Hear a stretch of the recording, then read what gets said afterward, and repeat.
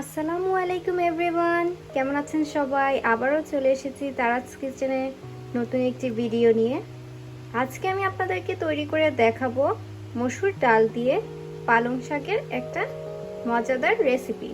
এখানে আমি নিয়ে নিয়েছি মসুর ডাল, এখানে আছে পেঁয়াজ, আদা কুচি, রসুন কুচি, পালং শাকটাকে আমি একটু কুচি করে নিয়েছি।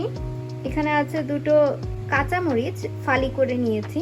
তো কথা না বাড়িয়ে চলুন রেসিপিতে যাওয়া যায়। চুলায় একটি প্যান বসিয়ে নিয়েছি। এখন প্যানটা হালকা গরম হয়ে গেলে তার মধ্যে আমি দিয়ে দিব 1 চা চামচের মতন তেল। এখন এর মধ্যে দিয়ে দিচ্ছি মসুর ডালগুলো। এখন দিয়ে দিব 2 কাপ পরিমাণ পানি। এখন অ্যাড করে দেব 1 চা চামচের মতন লবণ। লবণটা বেশি দিব না, কারণ পরেও আবার লবণ ইউজ করতে হবে, তার জন্য। এখন দিয়ে দিব 1/2 চা চামচের মতন হলুদের গুঁড়া। এখন সবকিছু একটু ভালোভাবে নেড়ে চেড়ে নিব। ঢেকে দিচ্ছি যতক্ষণ না ডালটা রান্না হয়ে যাচ্ছে। ফিরে আসলাম 10 মিনিট পরে। এখন ঢাকনাটা উঠিয়ে দেখে নেব ডালটা হয়েছে কিনা। ডালটা প্রায় সিদ্ধ হয়ে এসেছে। আমি আর 5 মিনিট ঢেকে কুক করে নামিয়ে ফেলব। চুলায় আমি আরেকটা প্যান বসিয়ে নিয়েছি। আমার ডালটা হয়ে গেছে, আমি নামিয়ে রেখেছি। এখন এখানে আমি 1 টেবিল চামচের মতো আরও একটু তেল এড করে নিব।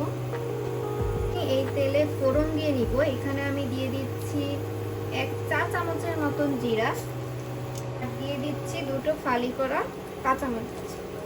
সবগুলোকে আমি একটু হালকা ভেজে নিব। দেখতেই পাচ্ছেন কালারটা একটু চেঞ্জ হয়ে এসেছে। এখন আমি এতে দিয়ে দিব পেঁয়াজ কুচি,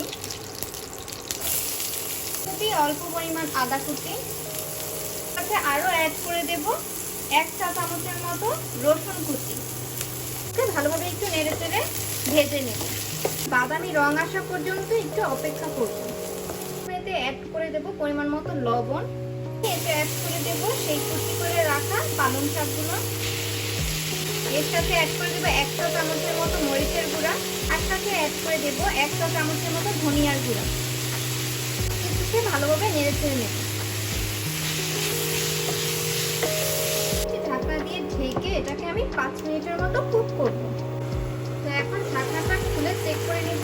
ভাতটা প্রায় হয়ে এসেছে। এখন ঢাকনা খুলে আমি 5 মিনিটের মতো আরো কুক করব। দেখতেই পাচ্ছেন ডালের প্যানটা আমি আবার বসিয়ে দিয়েছি। মধ্যে রান্না করা পালং শাকগুলো দিয়ে দিব।